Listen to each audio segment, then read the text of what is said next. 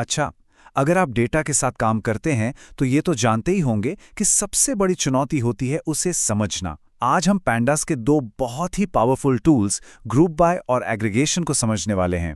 ये वो टूल्स हैं जो बिखरे हुए डेटा को बिल्कुल साफ और एक्शन लेने लायक जानकारी में बदल सकते हैं। तो इसे अपने डेटा स्किल्स के लिए एक पर्सनल कोचिंग सेशन की तरह समझिए। चलिए, एक ऐसी सिचुएशन से शुरू करते हैं जिससे हर डेटा प्रोफेशनल को कभी ना कभी सामना करना पड़ता है। एक बहुत जरूरी सवाल और उसे ढूंढने के लिए ना के बराबर टाइम। ये है रिया। उनके बॉस ने उन्हें अभी अभी एक बहुत बड़ी उलझी हुई स्प्रेडशीट दी है। बॉस को हर प्रोडक्ट की टोटल सेल का आंकड़ा चाहिए और उन्हें ये अभी चाहिए। रिया के पास सच में सिर्फ 2 सेकंड हैं। अब कोई क्या करेगा? क्या ये मुमकिन भी है?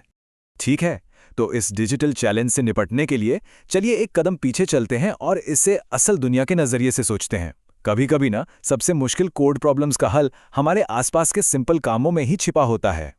जरा सोचिए कि रिया सब्जी बाजार में है और उसके पास मिली जुली सब्जियों की एक टोकरी है। क्या वो हर एक सब्जी को ऐसे ही बेतरतीब ढंग से गिनना शुरू कर देगी? नहीं, बिल्कुल नहीं।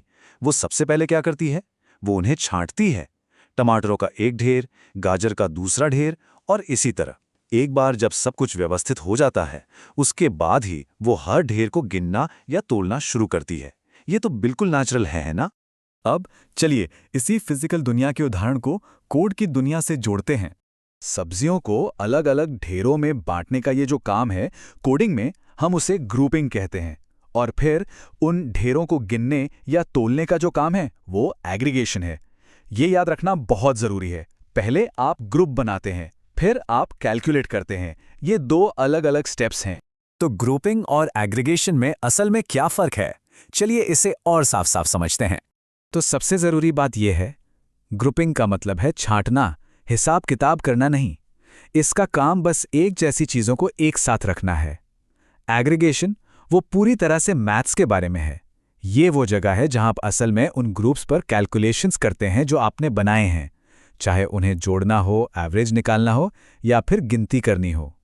तो पहले छांटें, फिर कैलकुलेट करें।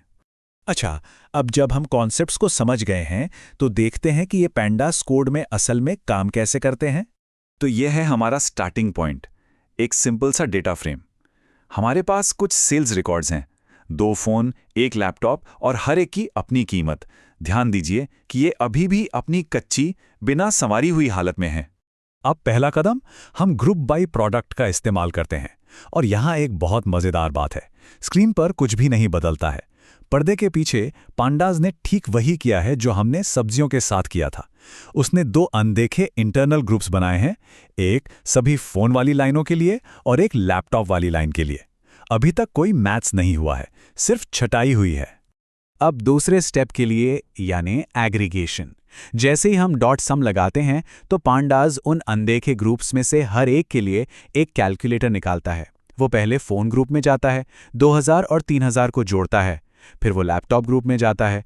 ये हर ग्रुप को समेटकर एक ही पावरफुल नंबर में बदल देता है। और सम तो सिर्फ शुरुआत है। इस एग्रीगेशन टूल किट में हर तरह के औजार हैं।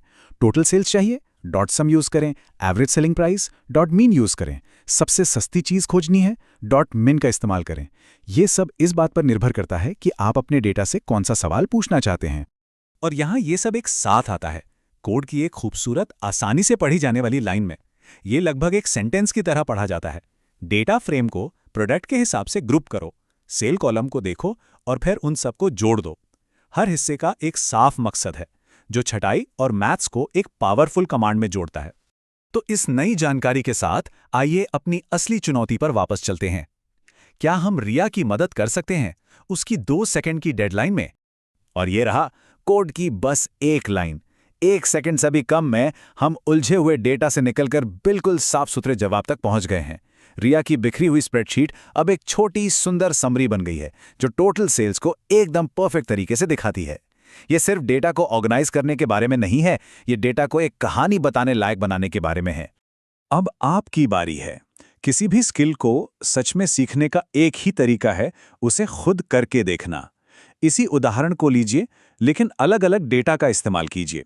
प्रोसेस को धीमा करने के लिए ग्रुप बाय और फिर एग्रीगेशन को अलग अलग स्टेप्स में चलाकर देखिए।